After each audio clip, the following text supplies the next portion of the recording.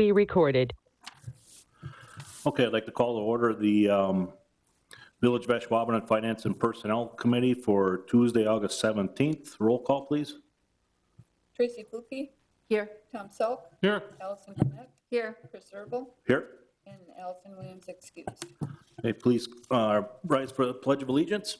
I pledge allegiance to the flag of the United States of America and to the republic for which it stands, one nation, under God, indivisible, with liberty and justice for all.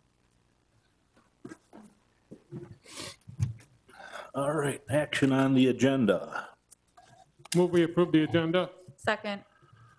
We have a motion and a second. All in favor, say aye. Aye. Aye. Opposed? Motion carries. Action on the minutes from the meeting July 20th.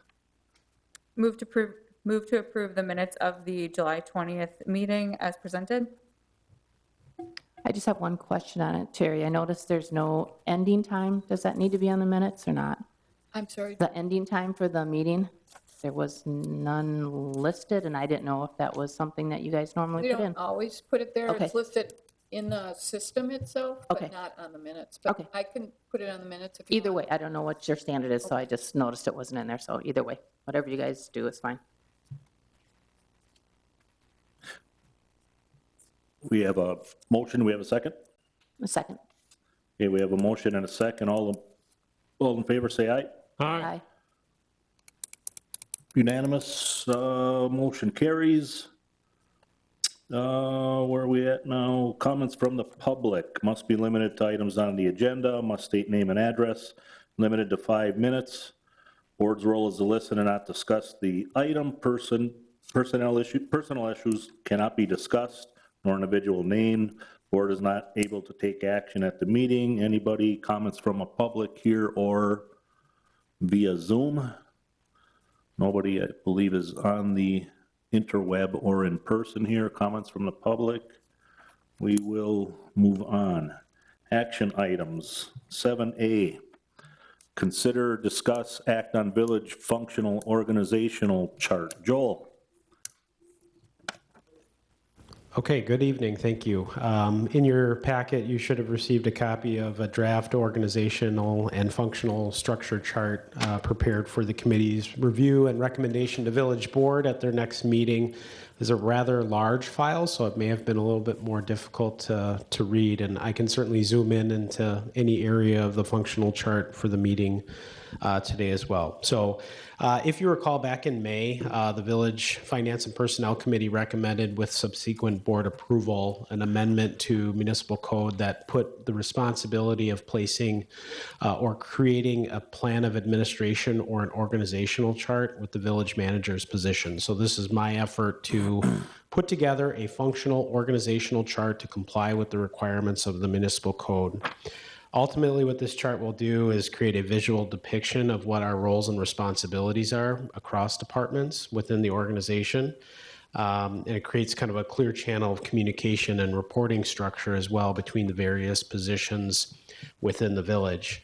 When I put together these types of organizational charts, I kind of put the focus on the fact that the citizens of Ashwaubenon ultimately kind of start the process and end the process. So they ultimately elect the body that governs the village. That body then appoints staff into positions. Those individuals then lead and provide services, and those services are rendered back to the citizens. So it's this kind of evolutionary or revolutionary type process. This particular chart was developed after discussions with department heads to focus on the key priorities and tasks and responsibilities that each department has. Now, some departments are very well-defined. Parks, Rec, and Forestry, for example, is a very clearly defined program or area of program services. However, other services tend to get a little convoluted depending on the department. And those areas would be more in the general governmental side that we wanted to have a more robust conversation internally for. And part of that is because the village over the past 18 to 24 months has gone through some structural changes as it relates to its general government structure. For example, the village clerk treasurer went from an elected position to appointed position.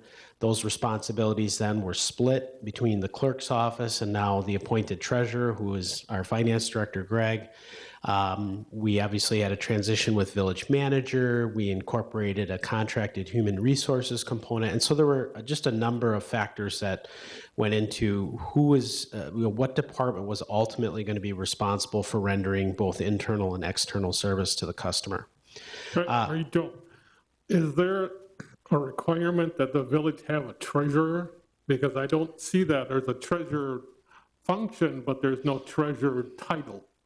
Correct. Does the village have to have a treasurer as a? We do. Statutorily, we do have to have an appointed treasurer or an elected treasurer. Now, we've obviously have moved and transitioned to an appointed individual. Is it necessary to place it on our org chart? Probably not, but we could. Ultimately, what we would find is that treasurer designation will be defined in the specific job description for whomever that individual will be. So as an example, in Greg's position, when a revised job description gets presented to this group and to the village board, that will be a central function of the job to perform the duties of village clerk under section 61 point whatever it is for that position. So yes. In any event, so yes, we certainly took that into a frame of mind, and then we also wanted to make sure that the departments that were operational were clearly confined to their areas of kind of expertise and responsibility. So Public Works is a really good example. Public Works has a variety of functions, from geographical information systems to engineering to utility maintenance, stormwater quality, maybe even some environmental components. And so we wanted to make sure that that function or that department was all encompassing. Ultimately, this is kind of the starting framework of identifying reporting structures and general overall functions for each department. From this point, if this were to be approved, ultimately what we'll be doing is taking a look at everyone's job descriptions, revising those job descriptions to match our standardized template that we're working with HR to develop. And then those job descriptions will be brought forward back to the village board ultimately to consider for adoption. And then that will basically implement that plan of administration and organization. This particular organization and functional chart is scalable. So depending on how services are changed and rendered, we can update and amend and adopt a revised organizational chart fairly seamlessly as a result of that. My intention for this would be at the end of summer or middle of summer each year to, if there are any specific or real changes that need to be made to the org chart, that'll be a component of that prior or that pre-planning effort for the budget. Because ultimately, if we start adding headcount or scaling the org chart, that's going to have a financial implication, and those changes will need to be identified as part of the budget process. So unless something changes, this won't come back before you until those changes are being recommended at that time. So with that, I'll answer any questions that you might have, or if you have an interest in seeing more closely specific areas within the org chart, I can certainly zoom into those as well. I just think this is really visually helpful, and I think it'd be great to see maybe a departmental version of it and cover sheets in the budget book, just to reiterate, as we have budget consideration, the functions and FTE behind each department, and get a broader understanding beyond the personnel budget line of the responsibilities that department entails. Yeah, we could certainly include that as part of our narrative effort in the budget document. So we currently include FTEs and allocations within the budget, but as part of that narrative and one of our goals that we've identified in our strategic planning draft is achieving the GFOA award for budget excellence, and that's a component of that requirement as well.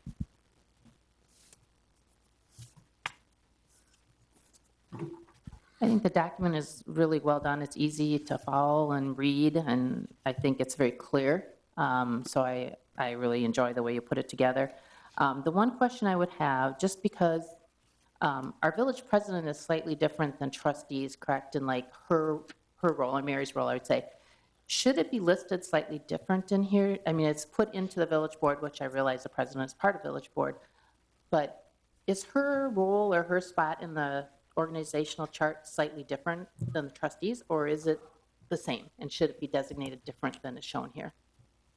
Interestingly, in Ashwaubenon, the village president has some more operational responsibilities as it's identified in the charter ordinance and through prior referendum. But statutorily speaking, the president doesn't necessarily enjoy any additional powers beyond what the trustees have. So I think it's a matter of preference. We can certainly break that apart. But at the end of the day, when it comes to policy-making decisions, the president has the same authority that the trustees have as far as, voting as a collective consensus body.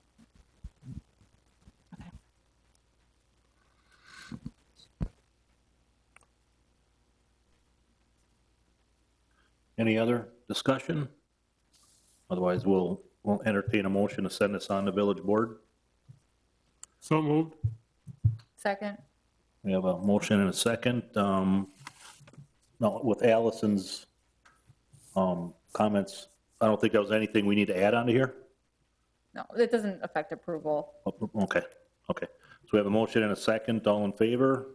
Aye. Aye. Opposed? Motion carries. 7B. Where are we at here? Finance Department vacancy. I believe that's Greg. Yes, thank you. So the finance department has an employee who submitted a 2-week resignation, last day being next Tuesday, the 24th. So in line with a little bit of what Joel just presented, and also reviewing departmental needs, I want to make some proposals to some slight changes to the department. To give a little bit of history, 10 years ago, we were not collecting taxes. We had a part-time treasurer who worked full-time, handling all the treasurer duties. We didn't accept credit cards. We didn't have corporate credit cards. The list continues. We, as finance, and trying to be more efficient, trying to provide more and better services, more current, up-to-date services, have accumulated a lot of additional duties. And over time, it's added a lot of workload. Specifically in the treasurer duties, that's just been absorbed. And now we'll be collecting taxes, which although we will likely hire some part-time folks to help collection, there's a whole reconciliation element behind the scenes to that as well. And so I think it was a good time to kind of look at where we're at and what are our current staffing and what are some improvements that we could make. So some thought was put around the one position that's leaving is an element of utility. It's about 50% utility still. If you recall, we contracted with Green Bay Water Utility a few years ago to collect collect water payments, utility payments. But we maintained that position at 50% to handle service issues within the village, who work with our crews, et cetera. And that has held pretty firm to that, around 50% of that role, sometimes more. With that help. The rest of that role is been aiding with finance-related stuff and some clerk-related duties through transitions with, as Joel said, the administration, it starts to get a little mixed.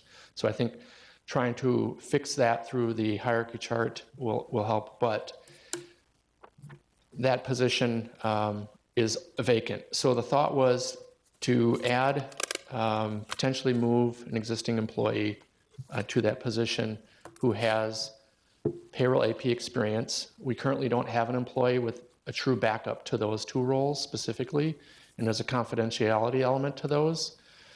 And that came through the audit. And so, of course, those are areas we'd like to address in the future. So that role moves, and then look at that other role, that other clerk role, if you will, as an opportunity to bring in someone who has an accounting background of some sort. An associate's degree, or obviously a full 4-year bachelor's degree would be a requirement of the position. What I think that allows us to do is, as we've morphed over the years to become more analytical, less mechanical, if you will, through process improvements and through some of our audit shortfalls, if you will, it brings in a different skill set who can handle the existing AP payroll, probably create some improvements in the role, and then open up some time for them to handle some of the other maybe entry-level type accounting reconciliations. It could be fixed asset reconciliations between the utilities and general fund. It could be credit card reconciliations, which you do twice a month. Those types of activities, as well as some behind-the-scenes AR, AP reconciliations areas. So I think it would be a good step to help improve some of the duties that are there. It would take a little bit more off, quite honestly, my plate and our accountant's plate to help where we've been filling in with a lot more treasurer duties. Daily cash, for example, is about 2 hours a day that we just kind of absorbed on one person. So there, and delinquent personal property that's continuous throughout the year. Those types of areas I think would be helpful. So I'd like to do is, and I've attached the job descriptions, is to alter those job descriptions and refill essentially 2 positions. One would be a move internally, and then one would be a new hire into not the position being vacated, but another position within my department with the caveat or with a little bit higher need from an education standpoint. From a cost perspective, and not to get into the details here, this year there would be actually savings to the budget based on you've got attrition by the time we find someone. Usually there's a lag there, plus a lag in insurance and things like that. In the future, there would potentially be more cost, but it would be less than 5 figures. So we're not talking like where we'd bring on a new person, we'd be talking $50,000 to $75,000 a year. It's a very minimal cost. I think is a good first step to address some of the added workload. And we could address that during the budget, and it might mean altering some other things within the finance department or other areas where we can make this work. But as an opportunity right now, as the position's open, it was discussed that maybe this is a good time to address it, and then we can work through the 2022 budget for the additional costs going forward. Do you, for the 2 positions then, do you have wages set for them or salaries that you're thinking right now as we move forward with this year? Or have you set a salary? I won't say specifics, but yeah, if the internal person were to move, they would stay at their same rate of pay, which is just slightly higher. And that's very minimal, but we would ask to be a bump in pay to accommodate for the background needed for the new position. Not as high as the existing person in the accountant role, but somewhere in the middle. We've talked about whether that's an entry-level type accounting person, and help them grow in their skill sets. And maybe that's a position that isn't a long-term fix. If people want to continue their career, we could see this being something where if they moved on, we would continue to replace it. But who knows over time. But yeah, there would be a little bit. But like I said, overall, we're talking less than 5 figures on an annual basis.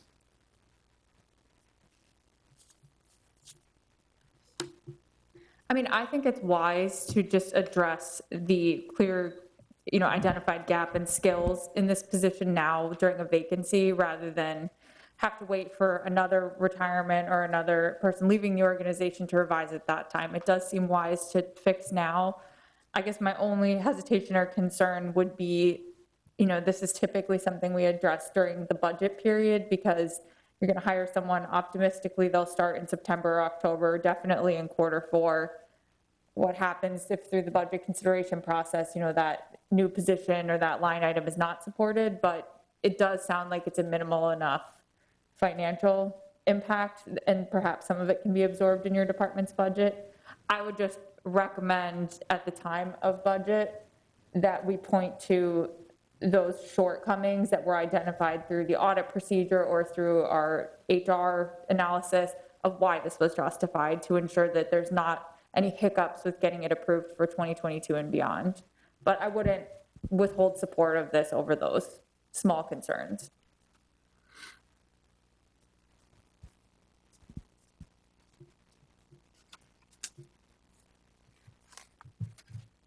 Greg, are these both full-time positions?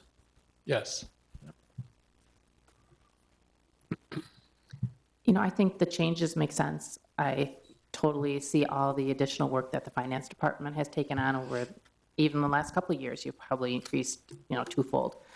And I think having someone with an increased skill base will help you a lot and help the department to function better. So I don't have an issue with that at all. I think it's a really good move for the department. And I guess what Allison had said, it's just the financial end of it. So we put somebody on, and then we go through the budget process, and I know it's $5,000, it's only $5,000 anticipated, but I would just hate to see that be a great debate all of a sudden with this person on, they have a job, they've been hired at such and such an amount, and all of a sudden, it's a discussion item with the village board saying, are we going to continue to support this? And maybe if there's a way, like in your budget, you think that you could potentially come up with that in your budget, it's more palatable going forward, and the village board may be more receptive of it as it moves forward this year, thinking that, okay, we have an employee on, they've been hired at such and such amount. We know in 2022 that we can still cover that wage for that person. We don't have to have that, that stress to that person as they've had the position. So that would be my only concern on, to make sure that we can support it and we get a person in and we can keep them, and there's no concern as it moves forward into 2022. Yeah, I think from my opinion, when we did our initial analysis, or Greg had performed his initial analysis, he was basing that on the current allocation of wages between general fund and the utilities. So there is the flexibility to adjust the allocations to lessen the general fund burden on that position. Obviously, it needs to be reflective of the work that they're providing, but we have tools and the ability to adjust the general fund impact regardless of, because it is such a small dollar amount. Yeah. We're not dealing with $10,000+. Right. It is less than that. So I think it's certainly reasonable to be able to accommodate it.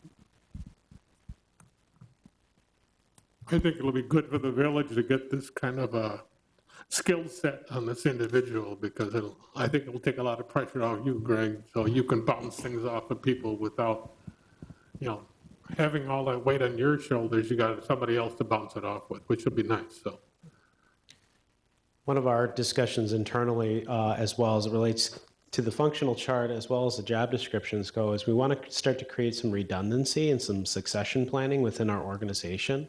And we simply don't have that in certain areas. So by doing this, we have individuals that are cross-trained in various essential functions. As an example, payroll.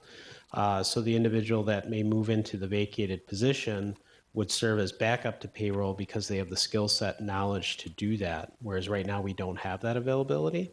And then we hire somebody that is primarily responsible for that.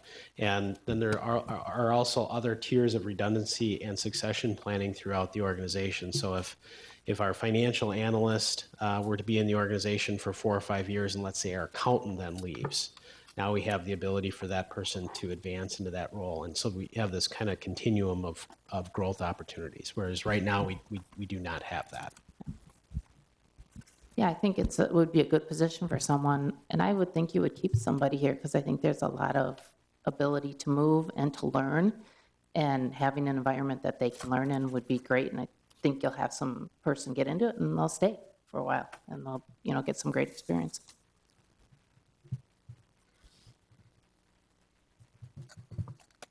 I think this is a well thought out, like Greg usually does. He does a great job of moving this village in the right direction financially and conservatively. And I'm confident that he's gone through everything here, knowing that the right adjustments can be made to cover the cost of it, the minimal cost of it. So having said that, if there's no other discussion, we'll take a motion to move this on to the village board.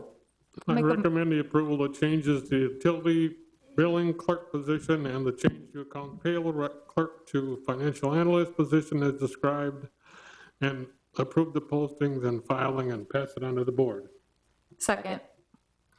We have a motion and a second. All in favor, say aye. Aye. Opposed? Motion carries. Thank you. 7C, consider discuss act on personnel handbook update section 5.3 for overtime, double time pay policy. Joel. Thank you. Just a quick overview of this. As part of our efforts to just kind of take a look at our employee handbook piece by piece and identify any known discrepancies, it was identified under Section 5.3 overtime, double time pay policy that we did not identify the shift captains, which was part of a structural change that occurred in our public safety department in late 2019, early 2020, I believe. As part of that, the captain's positions were not identified, which provided opportunities for them to earn additional pay for holiday time. And in addition to that, when we opened up that section, we felt it was important to kind of take an overview, a high-level overview of that section to make sure that we identified any discrepancies operationally that we felt were important to include. And so there were 5 areas of emphasis that we wanted to kind of ensure the policy was read in a way that met our operational needs. So first and foremost, the public safety captain positions were appropriately identified in the policy. We wanted to identify that overtime is at times required and scheduled as a condition of employment. We didn't have that previously. It was kind of more viewed as voluntary, but there may be instances where overtime is required given the circumstances of our needs. Overtime requires prior authorization from the employee supervisor. Again, we wanted to make sure that any employees that were eligible for overtime did have prior approval before seeking that overtime. We did not have included in our policy the concept that exempt employees will be expected at times to work various extraordinary hours for meetings, events, programs, things of that nature. And because of that, they often will be working more than 40 hours per week. Now, again, they're exempt and their salaries are meant to cover that additional time. However, that does create some burden from a work-life balance. And so we wanted to provide some language in there to allow for our exempt employees to have some flexibility. A good example would be our individuals in Parks and Rec. Melody, for example, may be working at night to cover program areas, run the pool, run the beach, things of that nature. And we want to provide some flexibility to her to take some time off from time to time throughout the weeks or days that she's working extra hours to provide that work-life balance. And our current policy did not provide that flexibility. And then finally, there was an issue of equity and fairness that we identified. So our public safety supervisors, those are exempt employees, have enjoyed the opportunity to earn overtime for extraordinary hours for working Packer games. Our public works supervisor works just as much, if not more, hours on Packer game days as it relates to traffic control and event setup and takedown. However, that individual or that position hasn't been afforded the opportunity to earn any additional pay because they were viewed as exempt. So we did talk with our HR folks and as well as our village attorney in determining, is there a way to recognize the fact that this exempt employee is performing or providing work above and beyond the normal expectations of the position? And then in review of the Fair Labor Standards Act, there is a way to identify that as kind of an above and beyond type condition. And then beyond that, again, our exempt public safety supervisors were being afforded that overtime, but we had an employee that was not. And so we wanted to make sure that if whatever we were going to provide, there would be some equitable and fair treatment, regardless of the position or the department that they'd be working under. So we did identify that employees that are working that extraordinary time for Packer days or Packer games, that would be viewed as extra above and beyond performance of normal duties, and that they'd be eligible to receive overtime pay for that time spent working those events. Now, we did identify specifically for Packer game days, but we also included other NFL or NCAA events, supposing that the Badgers play against Notre Dame in a few years. That's going to be just as wild and crazy as a Packer game day, so we wanted to make sure our staff were supported from that standpoint. There is a net cost to that. That net cost is kind of absorbed within our budget as part of our overtime budget for Public Works. In addition to that, we do routinely get reimbursed for at least a portion of our costs as it relates to Packer game days from the Packer organization. And so some of those costs are covered from that arrangement that we have from that group. So with that, I'll answer any questions that you have with the proposed changes. You should have a copy of the section from the handbook, as well as any notations and changes that were identified by myself or Attorney Walkowitz.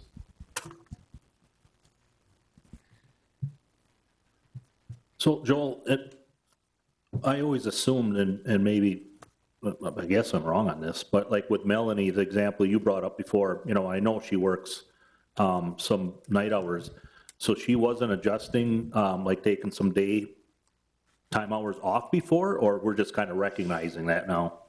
They were, and we're just more formally recognizing that within the handbook. And I think really the intent is you have, some departments may have a reasonable supervisor, if you will, that understands that and gives that time off.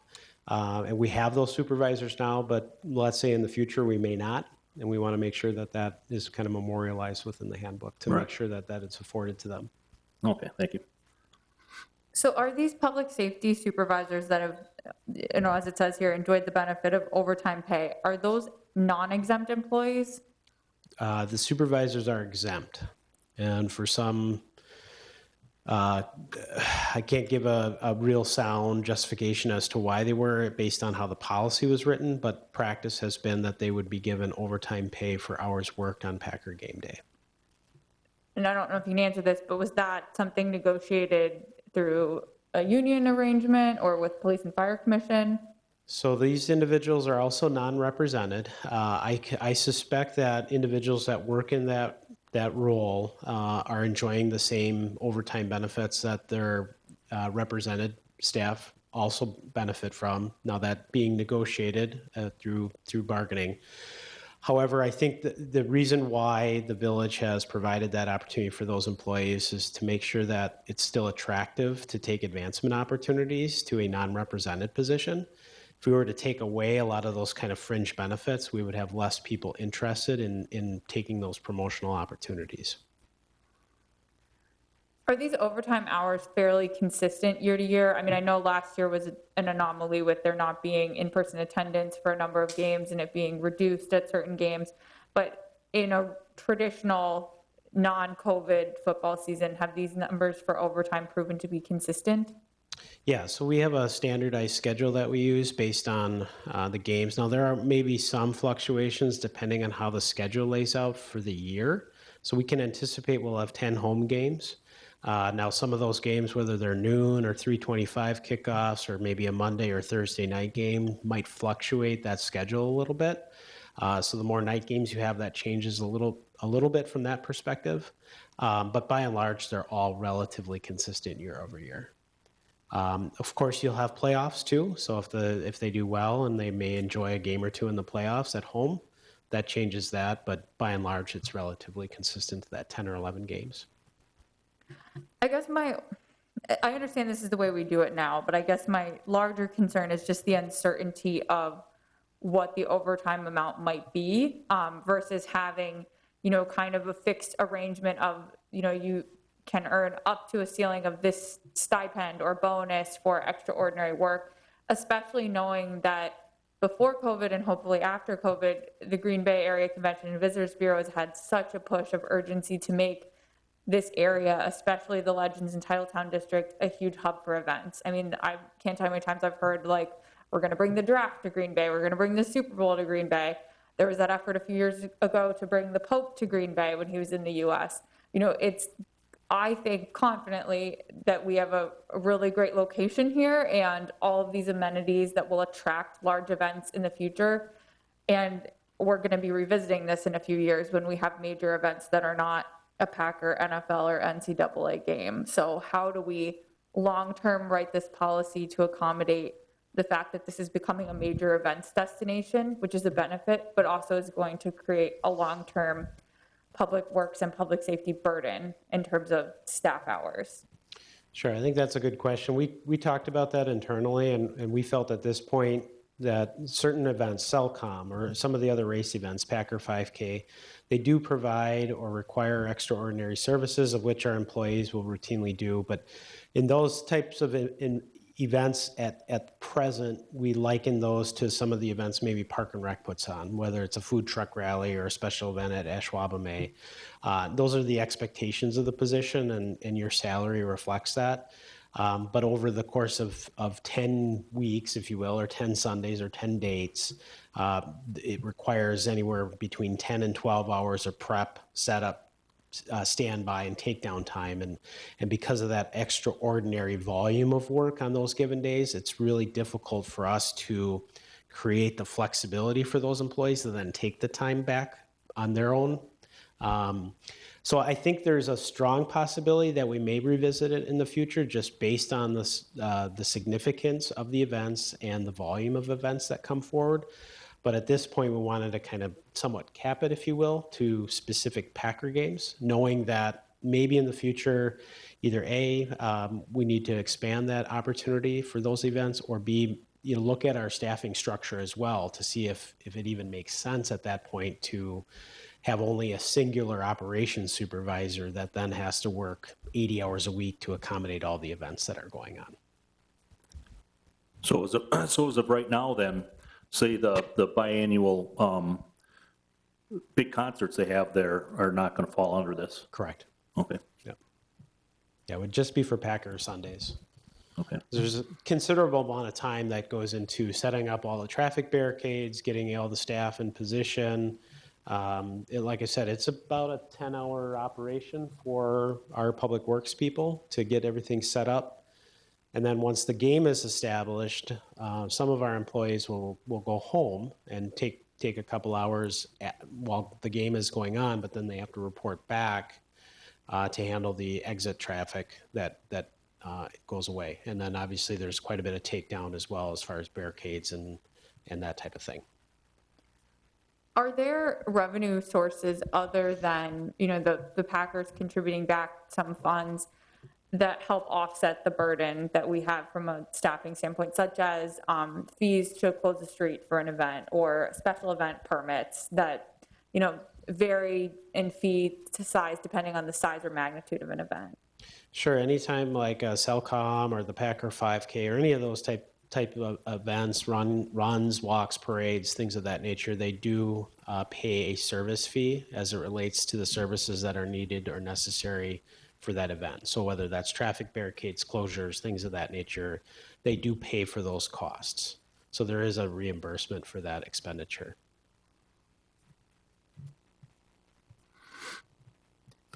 So I just want to clarify. So the Fair Labor Standards Act mentions exempt employees. Exempt employees are salaried and cannot have OT. But what you're saying, the attorney and you guys looking into it, if it's an extraordinary work, then an exempt employee can get overtime or double time. Is that correct? Yeah, and I'll clarify too. So an exempt employee at any point can be provided overtime. There's no requirement that says they can't be provided overtime. That's at the discretion of the employer. What it does say is that a non-exempt employee is required to receive overtime. So although we are not necessarily required to provide overtime to an exempt position, we are making a conscious decision to do so given the nature of the work. Okay, so we can do it, it's our decision with an exempt employee that we can give them overtime or double time. Shoot, I had another question, I forgot it. Must have been nothing important.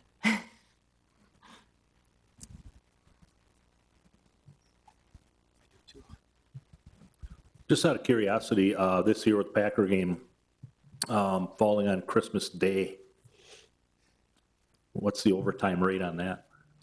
So for our exempt positions, if this were to pass, they would get the overtime as it's identified in the policy. However, any non-exempt employees, based on the policy, they would receive more or less double time on Christmas Day, because that's how the policy reads. So they would be eligible for that double time pay. Okay. Public safety officers, however, they get a holiday incentive or a stipend, if you will. So depending on how that works, is if they're scheduled and that's their shift day, then they've been accommodated for. But then if they're called in or provide overtime, then they get the additional pay on top of that. Okay. That's part of the public safety contract, isn't it? Correct. Okay.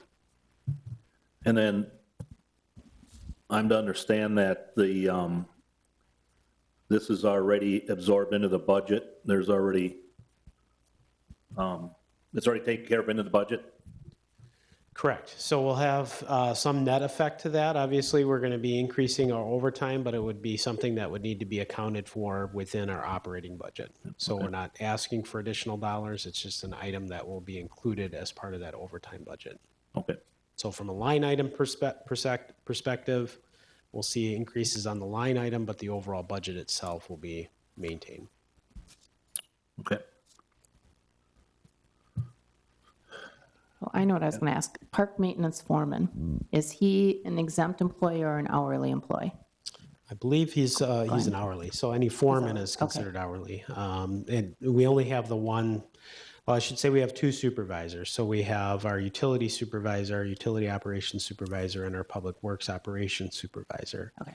And again, just to kind of create some distinction and clarity, the public works supervisor, for example, they get called in frequently at all hours of the night to handle plowing operations in the winter or some other street emergency or road repair emergency. Those are considered a component of the position, and so they will not be eligible for overtime. Same thing on the utility side, a water main break occurs or a backup sewer or something. Those are considered components of the position. They will not be paid the overtime. It's just, again, specifically related to Packer game day.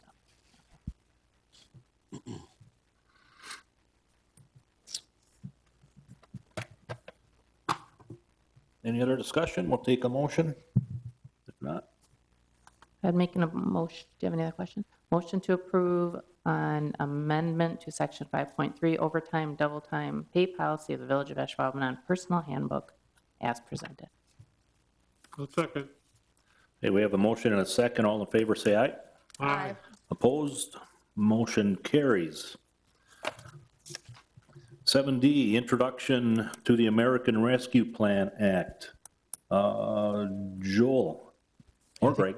Yeah, I think Greg and I will kind of tag team this. This was requested by Trustee Flukie to bring this back to committee just to have a conversation about the American Rescue Plan Act and some of the available financial resources that are coming or have come to the Village of Ashwaubenon as a result of that act.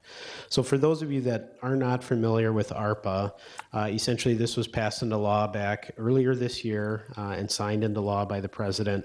This is not to be necessarily confused with the Coronavirus Rescue Act or the Families First Coronavirus Rescue Act. Those are separate elements of relief as related to the pandemic. It also is not to be confused with the Consolidated Appropriations Act, which was another kind of budget number that handed out large sums of money to various groups of people. All told, ARPA did allocate funding to both state and local units of government.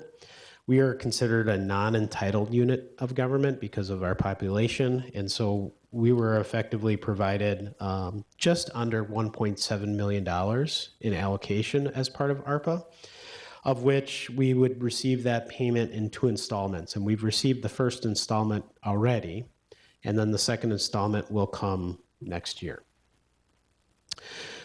This is federal money. This is kind of unprecedented. I can't recall of any point in history where the federal government doled out millions of dollars to every single unit of government. I mean, every single town, city, village receives some type of allocation. So it is unusual, and I think by and large, most regulatory agencies that are involved in this effort and process are still trying to figure out how to administer it. In fact, right before our last meeting, we had just received an announcement from the U.S. Treasury Department about different interim guidelines, if you will, or requirements as it related to this funding. So all told, as of today, we still have not had to my knowledge anyway, a final determination of the guidelines and requirements of the funding. We've been working through several iterations of interim guidelines, and so what we're telling you today is subject to change. And there are certain components of that we are somewhat hopeful that they may change.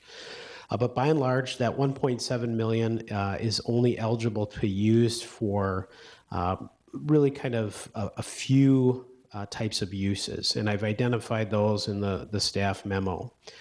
Beyond that, there are a few restrictions that are very specific that we cannot use those funds for. And more specifically, they cannot be used for debt. So we cannot use it to pay off existing principal and interest payments. We cannot use it to incur additional debt. I think the intent and purpose is that the feds are obviously borrowing the money to then distribute, so they don't want to double down on the debt that's being issued. It cannot be used directly or indirectly to offset tax reductions or a tax or delay a tax or rate increase or a tax levy increase. Now, interim guidelines have come out where there's some flexibility on that and how they determine and interpret that rule. So that's yet to be firmly determined.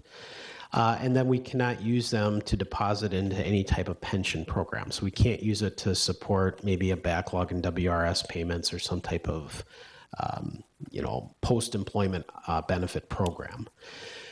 By and large, there are some infrastructure components that were explicitly stated in the Act, and those are related to water, sewer, and broadband utilities. So it's very much in the okay to spend money in those types of investments. There has been, through the interim guidelines, suggestions that you can use it for stormwater and other environmental purposes related to stormwater. So I think we feel confident that way. And very recently, there was some discussions about the investments in other capital infrastructure as it relates to roads and bridges and culverts. There's favorable feeling, but there's nothing that has been explicitly stated that, yes, in fact, you can utilize it for those purposes. By and large, the primary eligible use that we see internally for these funds is to replace the lost revenue that is a direct result of the pandemic. So we do have general operating revenues that we did not realize from the start of the pandemic through today, and then through the next year, we will certainly anticipate those losses as well. So ultimately what we have to do is we take this money in, it gets placed into what's called a special revenue account. We have to keep it separated from our general fund because, again, it cannot be used to replace or to prohibit a tax increase or a levy and things of that nature. So we put it in the special revenue fund, and then we can allocate or transfer funds from that special revenue fund back into our general fund for explicit expenditure purchases that would provide general governmental services. And so that's where it gets a little sticky. I'm kind of going through the Treasury note here.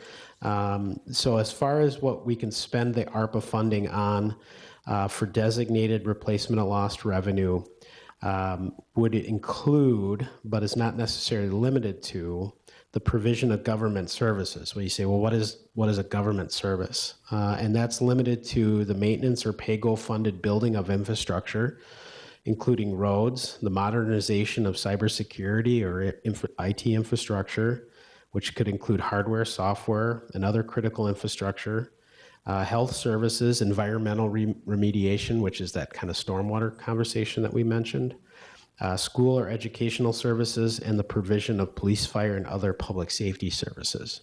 So at the end of the day, I think it can cover just about everything we do on a day-to-day basis. We just have to account for it appropriately to reflect that we're doing that. We do have requirements of reporting. I believe the first report is due back to the feds at the end of October, but we haven't officially gotten the document as to what that means. At least I'm not sure. I know it's due October 31st. I just don't know what's due. So we're not spending any money for ARPA because we want to make sure that we're accounting for it appropriately so that we can report back to the feds. So with that being said, we do have a requirement to calculate our lost revenue in order to verify and validate that we meet the requirements of that lost revenue. So there's a formula that we have to use to account for any of the lost revenues, and it can't exceed, or it needs to exceed at least 4.1%, correct? Over the course of the year. So if we meet that requirement, then we can use those funds for that purpose, and then it gives us a little bit more freedom and flexibility to meet those government service requirements. With that percent amount at 4.1%, we're looking at just under $1.8 million of what we would factor to be considered lost revenue as a result of the pandemic. So as I mentioned earlier, we're allocated just under 1.7 million. Our total lost revenue is just under 1.8. So at the end of the day, we should be able to utilize our full ARPA allocation for general governmental services without having any issues. It's just a matter of how do we report it, and then how do we submit that accountability back to the feds that we're still waiting for clarification on. We do have the ability to sit on this funding. It does need to be spent by the end of 2024. And so at this point, we want to wait for those final guidelines to come out from the feds, as well as any reporting requirements, so that we have a good understanding for how we want to account for it and what true eligible expenditures we can utilize the funding for.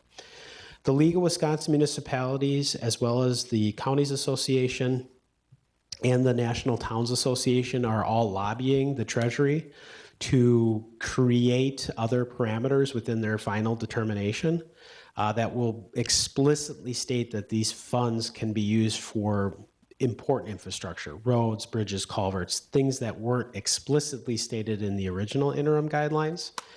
So we'll wait, I guess, at this point to see what will ultimately come from those final determinations. So with that, I'm Greg, I kind of chewed up the time. He pretty well summarized everything. So the challenge again is not having the final determinations and not having, we have to provide a report, yet we don't have the report. So it's a little bit of what we don't know yet. Internally we have some ideas based on, what we're feeling and hearing. And that's why we had originally proposed to, just this become part of the budget process as well. It would be a time to look at, okay, if we've got the money already set aside in a separate fund, and then how are we going to draw off of that? And are some of those projects going to help us? We can't reduce levy, but we could potentially pay for some projects that we may have had to pay for through levy in the future, kind of thing. So hopefully we were able to kind of have a win-win through this process as well. So one of the components that we had, or discussions that we had internally, was revolving around the idea of what projects were planned as part of the budget that were not accommodated for because of that lost revenue. And we do have a number of things that were identified. We had some IT infrastructure needs that were identified that we were planning to do, but because of budget constraints and revenue constraints, we eliminated those. We have improvements to our public works garage and expanding that facility for additional storage, as well as a storage facility at Ashwaubenon Park. Our parking lots were scheduled for repair and replacement. Those were excluded again because of that revenue shortfall. So some of those projects that had been earmarked and identified would be our first priority, just because they were on the high priority list, regardless of receiving this additional funding. Greg, is there any concern on your end as far as credit ratings? I know, just learning, being on the board, and you're learning from your discussions how the credit agencies like to see everything. They don't like to see a lot of ups and downs. I know there's a lot of cash coming in and possibly going out, money coming in and possibly going out, coming in, going out. Is there any concern on that end from you? No, because when we start accounting for this in its own fund, I think that really helps maintain, and a lot of the language too talks about avoiding ongoing operational needs. And so our bonding has always been outside of operational. And so I don't see this really having any impact on our need to bond and our impact to the general fund, if you will, per se. So I think we'll be okay from a rating perspective. Thank you. As I hear you two talk, it sounds like you two will be, for lack of a better term, overseeing this with Mary's approval. I think what will end up happening is this will be a larger conversation as part of the budget process. This will be a component of the budget itself because it will be its own special revenue fund. And so these projects that this funding will support will need to be identified in the budget. And then the source will obviously be the ARPA funding. So I think collectively it's going to be just like any other project expenditure, that it kind of starts primarily at a staff level based on operational needs, and then it works its way through the budget process and ultimately gets approved by the village board. Okay. Would it be fair to say that ARPA is really not to be used for reoccurring expenses? It's more of like a project, a one-time shot, like you said, the infrastructure type projects. Would that be consistent with what you're hearing or what you would think? View it almost like a grant. You don't want to buy, add a position because you got a grant for 1 year, and then what are you going to do the years after that, right? So it's with any source of, one-time source funding, if you will, you really want to try to stay away from. It's not to say that, again, it's not explicitly necessarily saying you cannot do that, but you're just going to set yourself up down the road. Yeah. So I think that's the challenge, is to make sure that the expenditures are on items that are not going to handcuff us in the future. So for example, you're not going to not fund your mill pave program for a year because you're going to use this, and then the next year you got to throw another $700,000 back in there. You wouldn't do something like that, right? So.